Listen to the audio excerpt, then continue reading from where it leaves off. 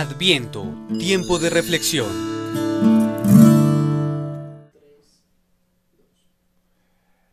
Bienvenidos, bienvenidas. Hoy Cristovisión nos da la oportunidad de realizar una reflexión un poco más extensa sobre la palabra que el Señor nos dirige en la Eucaristía de hoy, domingo 9 de diciembre. De manera que aprovechamos esta ocasión para encontrarnos, para tener presente la palabra y para alrededor de la palabra comprender, dejar que su luz penetre en nosotros, alimentarnos con la vida que hay en ella y en este tiempo de Adviento prepararnos. De eso vamos a hablar. De manera que, bienvenidos. En este primer momento de nuestra reflexión, quisiera que nos dedicáramos a mirar el tiempo que vivimos, y más aún, una realidad en la que vivimos a veces no de manera muy consciente, que llamamos en la Iglesia el año litúrgico. La Iglesia, madre, maestra, buena, en su vida milenaria, ha ido organizando en ciclos de un año la proclamación, la celebración y la vivencia del misterio de la fe. Eso suena un poquito raro, pero a ver, seamos conscientes de eso. En el curso de un año, en un ciclo de un año, la Iglesia ha organizado así, en ese ciclo, el anuncio, es decir, la predicación, la celebración y, por supuesto, la vivencia del misterio cristiano, que no es otro que Jesucristo. Entonces, ese ciclo litúrgico, ese año litúrgico, tiene distintos tiempos, unos tiempos fuertes y otro que llamamos tiempo ordinario. Estamos en un tiempo precioso porque acabamos de concluir el año litúrgico anterior. Paréntesis, el año litúrgico no coincide con el año civil, que termina el 31 de diciembre y empieza el 1 de enero el siguiente. No, nosotros terminamos el año litúrgico en la fiesta de Cristo, Rey del Universo. Eso lo celebramos hace 15 días. E inmediatamente después comienza el primer tiempo fuerte en el año litúrgico que se llama tiempo de Adviento. Ese tiempo es un tiempo de preparación, ya lo veremos. Es un tiempo de preparación. Está marcado por el color morado, que es un color en la Iglesia de profundidad, de preparación, de esfuerzo, de peregrinación. Significamos todo eso en el color morado. Bien, este tiempo, que son 4 semanas, culmina en la solemnidad alegre, bellísima, de la Natividad del Señor, que hace unión con la Epifanía del Señor, que llamábamos habitualmente la fiesta de Reyes, la manifestación plena del Señor a todas las gentes, a la humanidad, representada en estos personajes, los 3 reyes. Muy bien. Entonces tenemos el primer tiempo fuerte, que va desde el primer domingo de Adviento hasta la fiesta de Navidad y después Navidad, Epifanía. Y enseguida tomamos uno que podríamos llamar un tiempo, como dicen por ahí en los barcos y en los aviones, velocidad de crucero. Es decir, no tenemos en el horizonte algo que resalta particularmente, pero es tiempo vivísimo de la Iglesia. Se llama tiempo ordinario. Está vestido ese tiempo de verde. El verde significa la esperanza y la vida. Entonces ustedes llegan a la iglesia y encuentran el mantel o el ornamento del sacerdote siempre de verde, tiempo ordinario. Lo interrumpimos el miércoles de ceniza. Allá vamos a empezar otro tiempo fuerte. Otra vez morado. Morado de penitencia, morado de humildad, morado de profundidad, morado de peregrinación, tiempo de cuaresma. El miércoles de ceniza, marcado su inicio con ceniza, reconociendo nuestra pobreza, nuestra necesidad de ser salvados, empezamos un camino de 40 días, una cuarentena, como la que Jesús hizo yendo al desierto, y los hombres de Israel también lo hacían. Muy bien, esa cuarentena termina en el triduo, los 3 días santos de la Pascua. Allá celebramos el centro, el culmen, lo más alto y lo más profundo del misterio cristiano, la muerte y resurrección de Cristo. Y luego, estamos en Semana Santa, y luego nos quedamos en una fiesta exultante de gozo, de alegría. Es un tiempo exuberante en la iglesia, es el gran tiempo de fiesta, se llama tiempo de Pascua, culmina en Pentecostés. Pasa Pentecostés y volvemos a velocidad de crucero, tiempo ordinario. Y entonces empezamos muchas semanas, hasta la semana 34, domingo 34, último domingo del tiempo ordinario, culminamos todo el ciclo en la solemnidad de Cristo Rey, esa que celebramos hace 15 días. Termina el año litúrgico y empieza un nuevo año litúrgico. Ya les voy a decir por qué hacemos toda esta ilustración alrededor del tiempo en el que vivimos los discípulos de Jesús, la comunidad eclesial. ¿Por qué esta reflexión sobre el tiempo? Miren, entonces estamos en tiempo de Adviento. Y vamos a dedicarnos a pensar un poquito en qué significa el tiempo de Adviento. Seguro que en nuestras parroquias, seguro que en nuestros grupos hemos trabajado contemplando, reflexionando, confrontándonos, porque estamos entrando en un tiempo muy particular, Adviento. Este es un tiempo de preparación. Denme la licencia de poner unos ejemplos.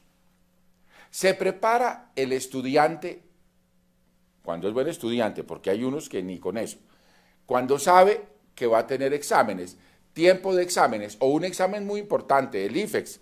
Entonces el estudiante empieza a prepararse. ¿Y qué hace para prepararse?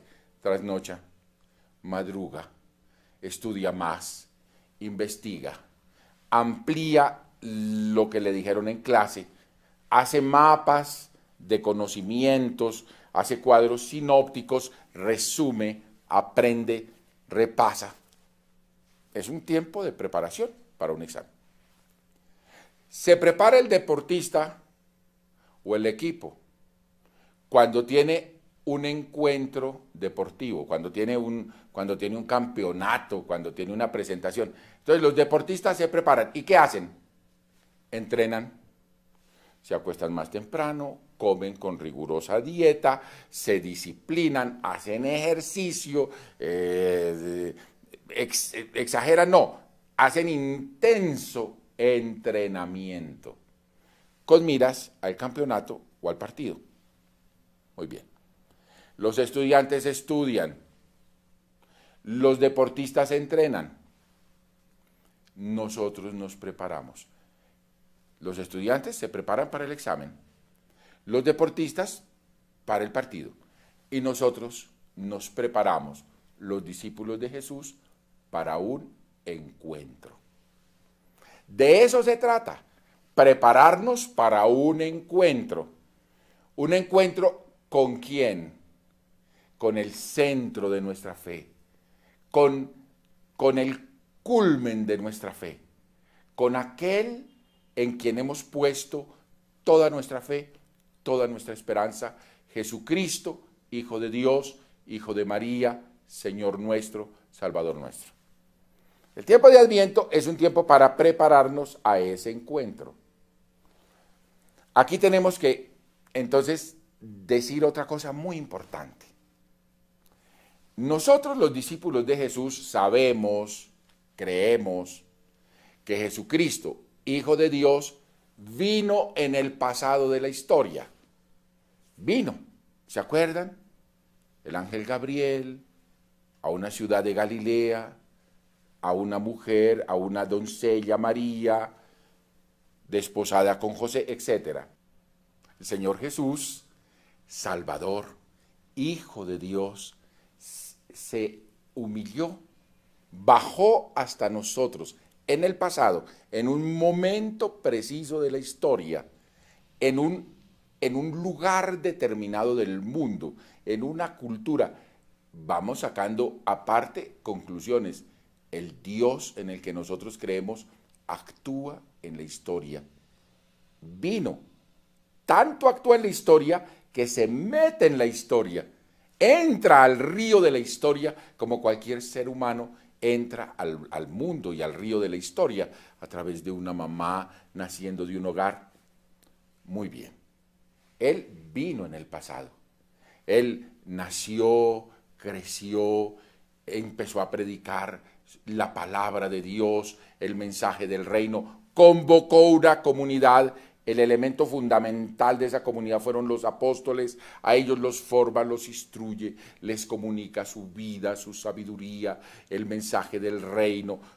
Y nosotros, después de que Él entrega su vida hasta el dolor y la muerte y resucita glorioso y asciende al Padre, ellos transmitieron la fe en Él. Y nosotros hemos creído la fe de ellos y la palabra de ellos. Por eso nos llamamos Iglesia Apostólica y por eso decimos que nuestra fe es fe apostólica. Creemos lo que los apóstoles creyeron. Muy bien, en el pasado. Pero Él, antes de irse, nos lo prometió.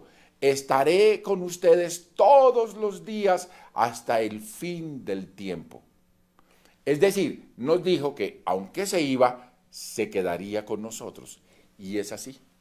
Nosotros, los discípulos de Jesús, tenemos la certeza de que Él vive acompañándonos. En cada momento presente, Él viene a nosotros.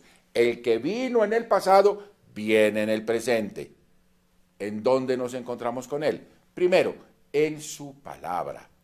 Cada vez que celebras la palabra, cada vez que la escuchas, cada vez que lees y escudriñas la palabra, que oras con la palabra, Él está ahí. Cada vez que celebras los sacramentos, todos, en particular la Eucaristía, es la presencia de Él, es su vida, la que está ahí y se nos comunica. Cada vez que te encuentras con los hermanos y te unes a ellos en el amor y en la fe y en la esperanza, y te unes para hacernos entre todos lo que Jesús nos hace a cada uno, amarnos, comprendernos, perdonarnos, servirnos, sacrificarnos los unos por los otros, colaborar con nuestra salvación. Él está en la comunidad. Y cuando vamos como comunidad al encuentro de los preferidos de Dios, los enfermos, los pobres, los desechados de la sociedad, y actuamos salvadora y misericordiosamente frente a ellos, en el rostro de esos hermanos sufrientes encontramos a Jesús. Miren qué tan bello. El que vino en el pasado, viene en el presente y volverá en el futuro. ¿Se acuerdan cómo terminan las palabras de la consagración? Este es el sacramento de nuestra fe. Y responde la asamblea: anunciamos tu muerte, proclamamos tu resurrección. Ven, Señor Jesús, te estamos esperando. Queridos, ahora pues no podemos sino adorar a Dios y darle gracias por este amor en Jesús comprometido de manera excelente. Este amor que no es solamente el amor circunscrito al pasado, sino que es un amor que se nos revela todos los días. El que vino en el pasado vive viniendo y volverá plenamente en el futuro. No hay palabras con que agradecer. Tenemos que terminar este segmento de nuestro programa dando gracias, adorando, diciéndole a Él que tanto nos amas, que rebasas todos los tiempos, el pasado, el presente, el futuro. Bueno, tenemos que detenernos aquí un momentico mientras vamos a unos mensajes comerciales. Gracias por permanecer con nosotros. Adviento, tiempo de reflexión. Gracias por esperarnos para continuar. Recuerden que estamos hablando del tiempo litúrgico de Adviento. Y estamos diciendo que en este tiempo nos preparamos, es un tiempo de preparación para un encuentro con el Señor, que es la luz de nuestras vidas, con el que ha llenado nuestras vidas de su amor y con su misericordia nos ha perdonado, nos ha restaurado, nos ha recreado, nos ha levantado hasta hacernos hijos de Dios, nos ha comunicado la vida de Dios. Él es nuestro Salvador, por nosotros murió y resucitó. Él hizo la obra de la salvación en el pasado.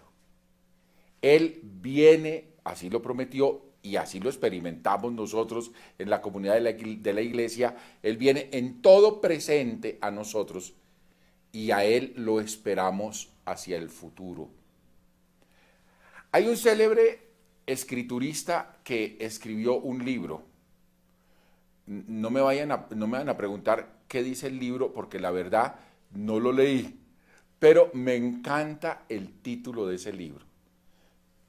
Para hablar de su interpretación, de su exégesis, de su estudio del Evangelio, este tratadista escribió un libro que se llama El centro del tiempo. Parece que ha dicho de una manera genial qué es Jesús.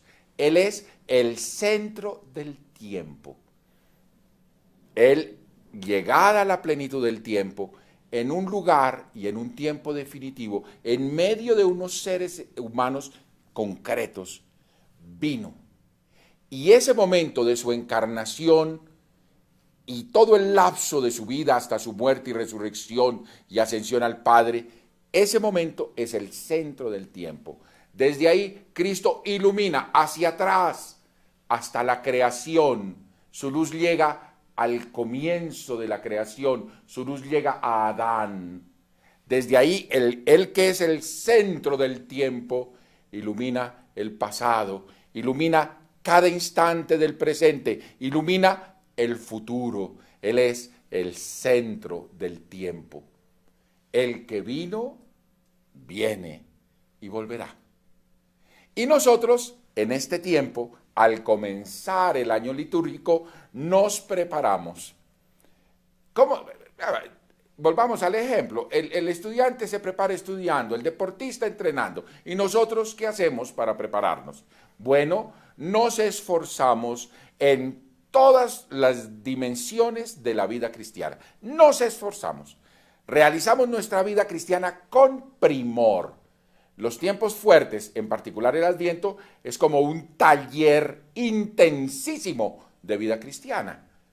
Entonces ahí vamos a señalar sencillamente elementos de la vida cristiana. La oración. Este es un tiempo de oración fuerte, muy fuerte.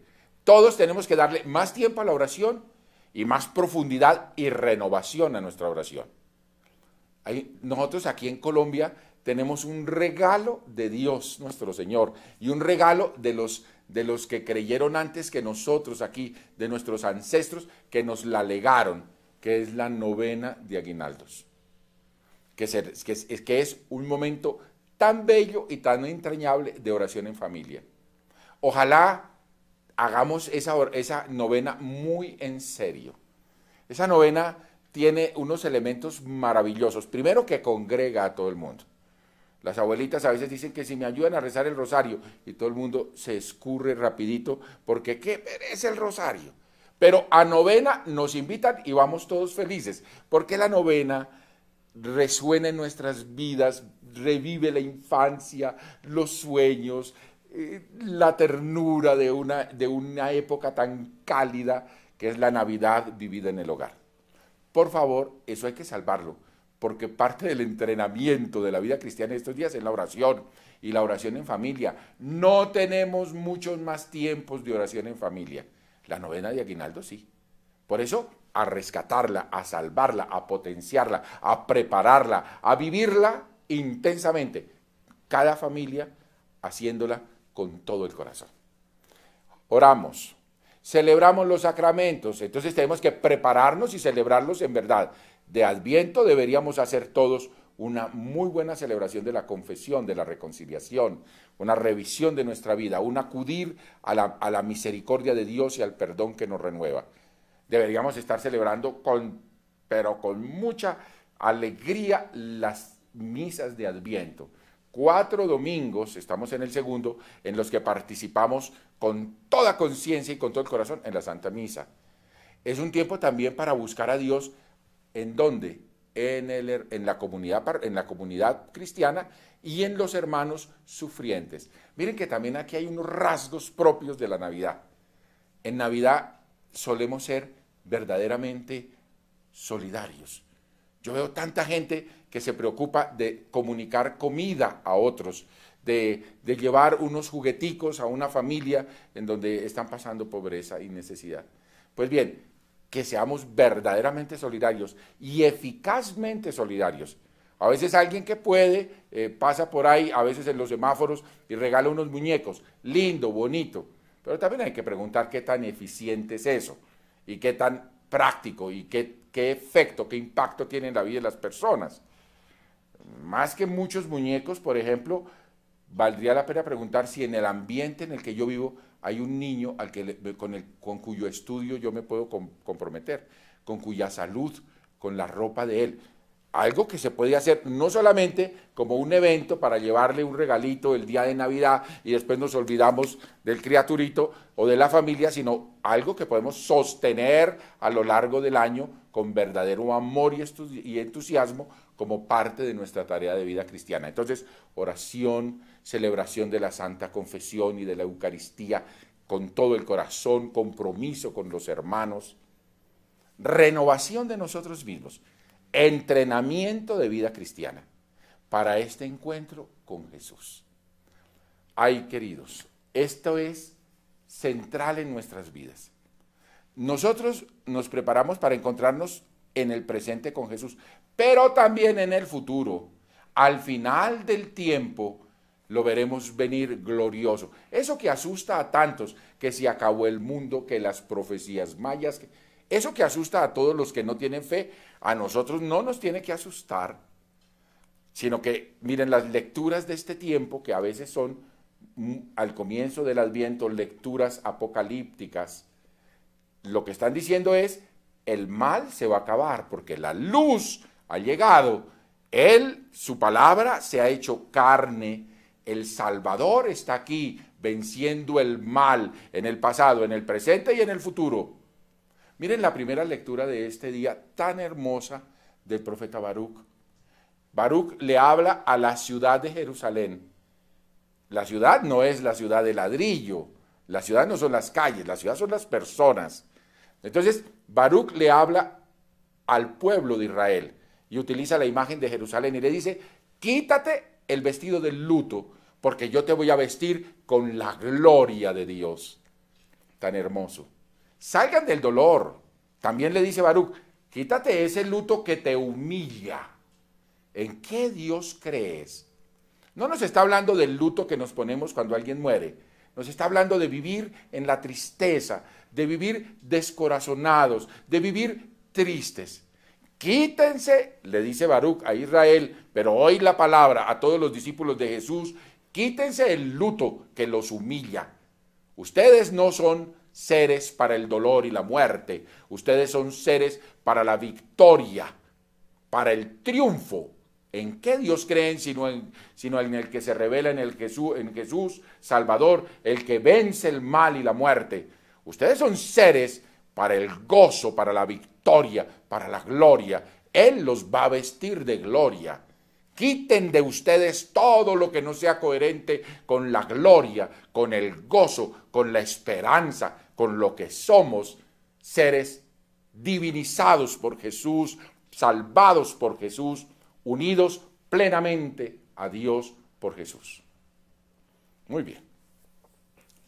Miren que les decía, pensando en el tiempo litúrgico, que el Señor actúa en todos los tiempos, en el pasado, en el presente, en la historia, que nuestro Dios es un Dios que actúa en el tiempo. Miren tan hermoso que sucede en el Evangelio de San Lucas que leímos o que leemos hoy en la Santa Misa. Vean que nos da unas coordenadas, voy a leérselas. El año 15, me está hablando de un momento, el año 15 del reinado del emperador Tiberio, y va a empezar a poner unos mojones, unas coordenadas en la historia, a la manera como se hacía en tiempos en que fueron escritos estos relatos.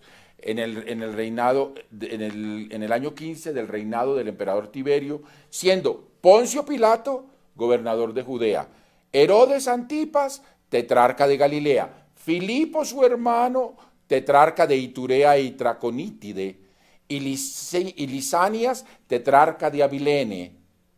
Es decir, pone todo el marco de quienes están en el poder en el mundo conocido para el pueblo de Israel. Pero también da unas referencias religiosas. En el tiempo en que Anás y Caifás eran sumos sacerdotes, dirigió Dios su palabra a Juan, hijo de Zacarías, en el desierto. Es decir, en este momento, y nos da las coordenadas totales, y en este lugar, en el desierto, vino la palabra, se encontró Dios con Juan, hijo de Zacarías, en el desierto. Es decir, aquí Dios va a intervenir en la historia. Él siempre lo hace así, en momentos exactos, en lugares absolutamente determinados. Él entra en la historia de manera plena y perfecta en Jesucristo, pero en todos los momentos de la historia, pasado, presente, futuro, Él está interviniendo en nuestra historia, manifestándonos su amor, dándonos a conocer su voluntad, permitiéndonos gozar de su presencia y de hacer la experiencia de su salvación.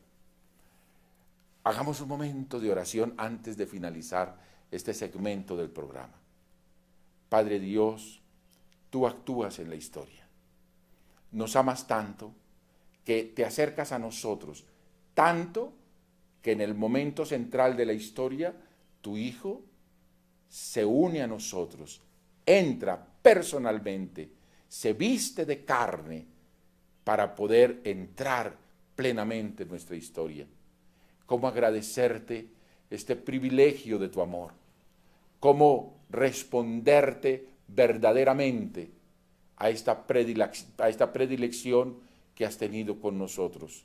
Señor, concédenos avanzar en la preparación para que cada instante sea un instante de encuentro contigo y para que cada encuentro contigo nos prepare para el encuentro definitivo al final del tiempo. Te lo pedimos a ti que vives y reinas, Dios, por los siglos de los siglos. Amén. Ahora tenemos que interrumpir un momentico y por favor no se vayan porque tenemos el segmento final de nuestro programa. Manténganse ahí mientras nos dan algunos mensajes comerciales. Los espero. Adviento, tiempo de reflexión.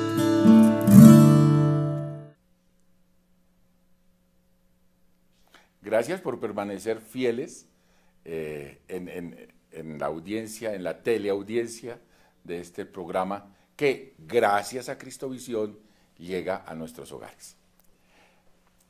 Tiempo de Adviento, tiempo de preparación. Estamos en el segundo domingo de Adviento. En el segundo domingo de Adviento ya pasa ese primer momento en el que la Iglesia selecciona para nosotros textos de tipo o de estilo apocalíptico. Ahora la Iglesia nos va a presentar un personaje centralísimo en el primer Adviento. Es la persona admirable de Juan el Bautista. Acuérdense que Juan el Bautista es el ser humano que tiene mejores referencias personales. Imagínense que de él dijo Jesús, textual, les garantizo que no ha nacido de mujer otro más grande que Juan el Bautista. Imagínense. este ser humano descomunal. ¿Se acuerdan de su misteriosa concepción y nacimiento? Sus padres ancianos, el sacerdote Zacarías e Isabel de la tribu de Aarón, ancianos juntos. El ángel Gabriel le anuncia a Zacarías que va a quedar encinta a su esposa. Zacarías no cree en un primer momento, se queda mudo, pero después, cuando se realiza la salvación de Dios, entonces Zacarías puede volver a hablar. Este niño es criado en el desierto, en la soledad, en el silencio, en el lugar del encuentro con Dios. Muy bien, allá está. Y en un momento concreto de la historia, acuérdense que nos dieron todas las coordenadas. No soy capaz de repetirlas de memoria por la cantidad de nombres, de personajes y de lugares raros. Pues bien, en este momento la palabra se dirigió a Juan, hijo de Zacarías. Y entonces él, en este momento, sale del desierto y empieza a recorrer toda la región de lado a lado, a un lado y otro del Jordán. El Jordán se va a volver el lugar donde Juan desempeña su ministerio. Y el Evangelio de Lucas hace memoria de un texto bellísimo de la profecía de Isaías, que dice como unas instrucciones para hacer una carretera o para hacer una obra social, una obra civil, de ingeniería civil. Entonces, póngale cuidado porque no se trata de eso. ¿Qué dice el texto del profeta Isaías? Una voz grita en el desierto. Esa voz, nosotros los discípulos de Jesús la identificaremos. Es la voz de Juan el Bautista. Preparen el camino del Señor, abran vías rectas, toda hondonada debe rellenarse y todo cerro y colina debe abajarse.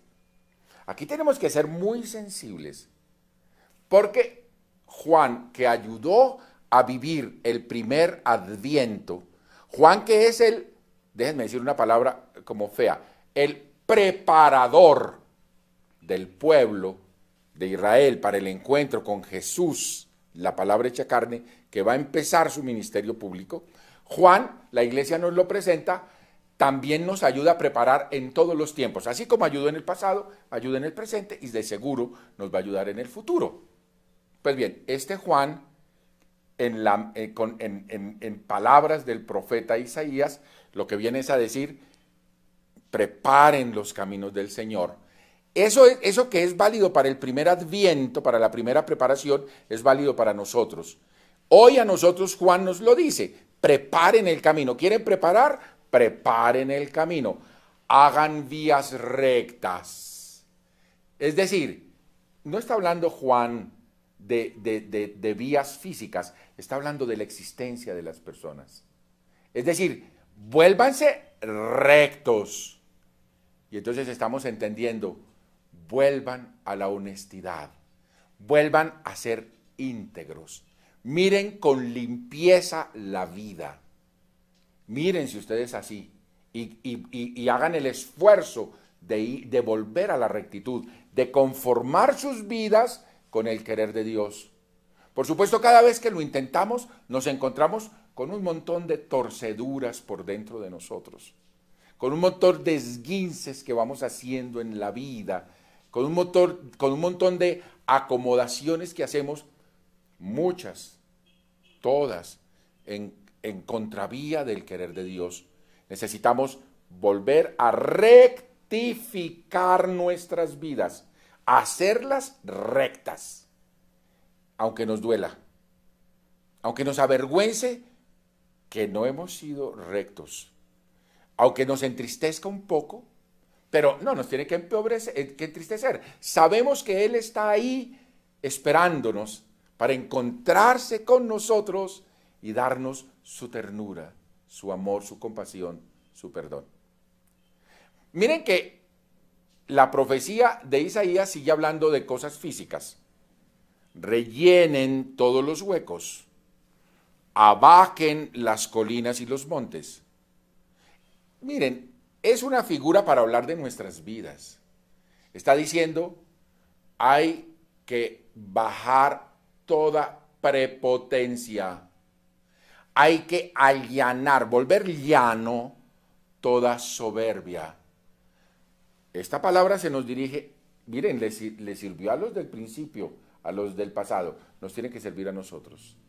En nuestras vidas hay demasiadas elevaciones, todos buscamos encumbrarnos sobre nosotros, actuamos tantas veces con prepotencia, pretendiendo dominar a los otros, pretendiendo manipularlos. Está diciendo Isaías, no señor, si se quieren preparar, lo que tienen que hacer es bajar los montes, destruir los tronos.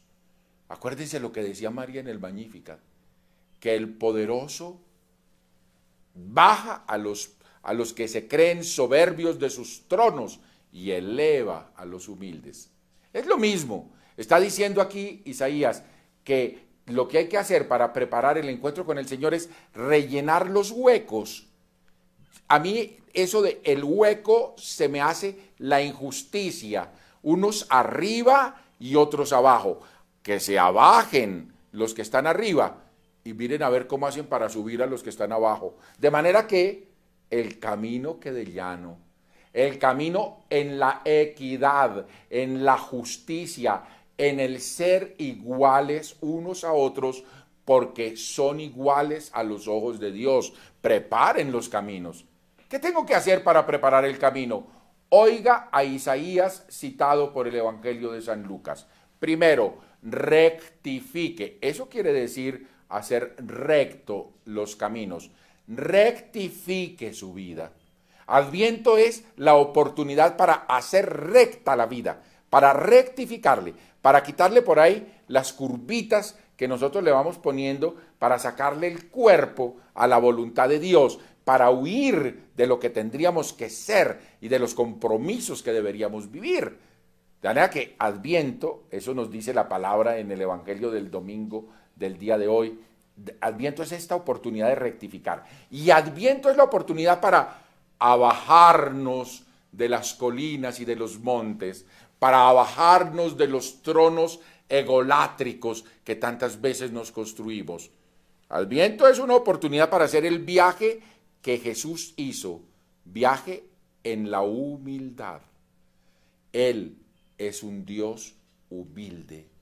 Ha venido a nosotros sin preponderancias, sin prepotencias, igual a nosotros, menos en el pecado, humilde, puesto en el humus, puesto en la tierra, sin dominaciones, sin preponderancias, sin soberbias.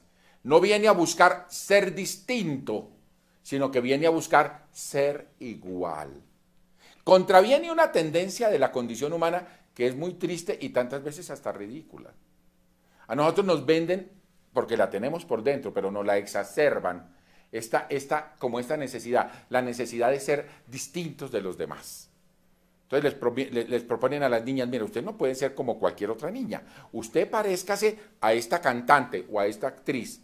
Entonces después uno termina viendo 50,000 niñas vestidas igualitas como fotocopias de esa cantante o de esa actriz, porque quieren ser distintos, y así nos venden. Mire, póngase esta loción, esto no lo usa sino la gente como usted, gente que es absolutamente excepcional.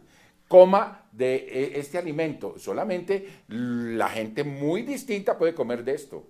Vaya a este club, compre este carro, esto es para gente exclusiva. Pues bien, Jesús no quiere ser exclusivo, Jesús quiere ser igual, humilde. Muy bien, ¿queremos prepararnos de veras al encuentro con Él? Que vino en el pasado, que viene en el presente, que volverá en el futuro. Pues entonces, escuchen a Lucas, que nos trajo un texto bellísimo de Isaías. Rectifiquen la vida, que la vía de su existencia sea recta, honesta, íntegra, limpia. Trabajen eso. 2, baje los cerros, baje las lomas, destruya los tronos, venga la humildad.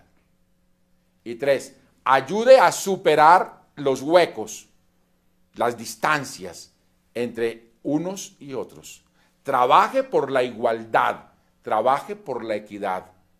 No puedo dejar de pensar en las profundas desigualdades que hay en nuestra sociedad.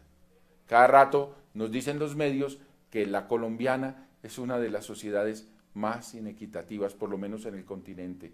Tenemos que trabajar en serio por la igualdad. Es el querer de Dios. No solamente es un proyecto político, es una cosa muy buena que hay que buscar, un bien social, sino que es el querer de Dios. Queridos, llegamos al final de este rato maravilloso de encuentro y de conversación, de reflexión compartida. No quisiera irme sin que volviéramos los ojos a María, la mujer de la esperanza.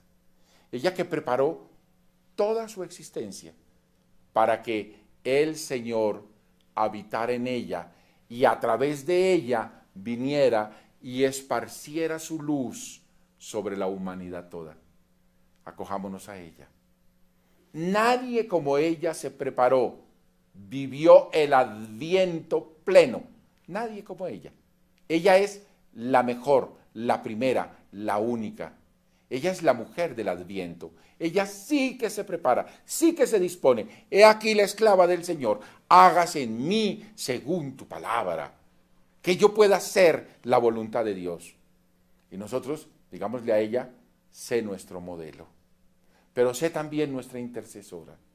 Alcánzanos de Dios a cada uno de nosotros, prepararnos como tú te preparaste. Juntos digámosle con toda la ternura y con toda la confianza del corazón. Dios te salve María, llena eres de gracia, el Señor es contigo. Bendita eres entre todas las mujeres, y bendito es el fruto de tu vientre Jesús. Santa María, Madre de Dios, ruega por nosotros pecadores, ahora y en la hora de nuestra muerte. Amén. Y ahora vamos a invocar la bendición, la presencia santificadora, transformadora, plenificadora de Dios en nuestras vidas. Dispongámonos para que al invocar la bendición del Señor, nosotros acojamos esa bendición desde lo profundo del corazón. Y la bendición de Dios Todopoderoso, Padre, Hijo y Espíritu Santo, descienda sobre todos, permanezca para siempre. Felicidades.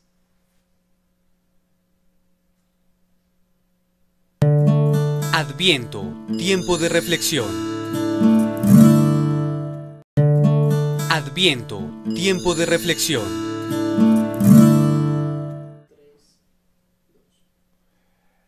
Bienvenidos, bienvenidas. Hoy Cristovisión nos da la oportunidad de realizar una reflexión un poco más extensa sobre la palabra que el Señor nos dirige en la Eucaristía de hoy, domingo 9 de diciembre. De manera que aprovechamos esta ocasión para encontrarnos, para tener presente la palabra y para alrededor de la palabra comprender, dejar que su luz penetre en nosotros, alimentarnos con la vida que hay en ella y en este tiempo de Adviento prepararnos. De eso vamos a hablar. De manera que, bienvenidos. En este primer momento de nuestra reflexión, quisiera que nos dedicáramos a mirar el tiempo que vivimos y más aún una realidad, unidad alegre, bellísima de la natividad del Señor que hace unión con la Epifanía del Señor que llamábamos habitualmente la fiesta de Reyes, la manifestación plena del Señor a todas las gentes, a la humanidad representada en estos personajes, los tres reyes. Muy bien, entonces tenemos el primer tiempo fuerte, que va desde el primer domingo de Adviento hasta la fiesta de Navidad y después Navidad, Epifanía. Y enseguida tomamos uno que podríamos llamar un tiempo, como dicen por ahí en los barcos y en los aviones, velocidad de crucero. Es decir, no tenemos en el horizonte algo que resalta particularmente, pero es tiempo vivísimo de la iglesia. Se llama tiempo ordinario. Está vestido ese tiempo de verde. El verde significa la esperanza y la vida. Entonces ustedes llegan a la iglesia y encuentran el mantel o el ornamento del sacerdote siempre de verde, tiempo ordinario. Lo interrumpimos el miércoles de ceniza. Allá vamos a empezar otro tiempo fuerte. Otra vez morado. Morado de penitencia, morado de humildad, morado de profundidad, morado de peregrinación, tiempo de cuaresma. El miércoles de ceniza, marcado su inicio con ceniza, reconociendo nuestra pobreza, nuestra necesidad de ser salvados, empezamos un camino de 40 días, una cuarentena, como la que Jesús hizo yendo al desierto y los hombres de Israel también lo hacían. Muy bien, esa cuarentena termina en el triduo, los 3 días santos de la Pascua. Allá celebramos el centro, el culmen, lo más alto y lo más profundo del misterio cristiano, la muerte y resurrección de Cristo. Y luego, estamos en Semana Santa, y luego nos quedamos en una fiesta exultante de gozo, de alegría. Es un tiempo exuberante, tiempo ordinario. Estamos en un tiempo precioso porque acabamos de concluir el año litúrgico anterior. Paréntesis, el año litúrgico no coincide con el año civil, que termina el 31 de diciembre y empieza el 1 de enero el siguiente. No, nosotros terminamos el año litúrgico en la fiesta de Cristo, Rey del Universo. Eso lo celebramos hace 15 días. E inmediatamente después comienza el primer tiempo fuerte en el año litúrgico que se llama tiempo de Adviento. Ese tiempo es un tiempo de preparación, ya lo veremos. Es un tiempo de preparación. Está marcado por el color morado, que es un color en la iglesia de profundidad, de preparación, de esfuerzo, de peregrinación. Significamos todo eso en el color morado. Bien, este tiempo, que son 4 semanas, culmina en la soledad en la que vivimos a veces no de manera muy consciente, que llamamos en la iglesia el año litúrgico. La iglesia, madre, maestra, buena, en su vida milenaria, ha ido organizando en ciclos de un año la proclamación, la celebración y la vivencia del misterio de la fe. Eso suena un poquito raro, pero a ver, seamos conscientes de eso.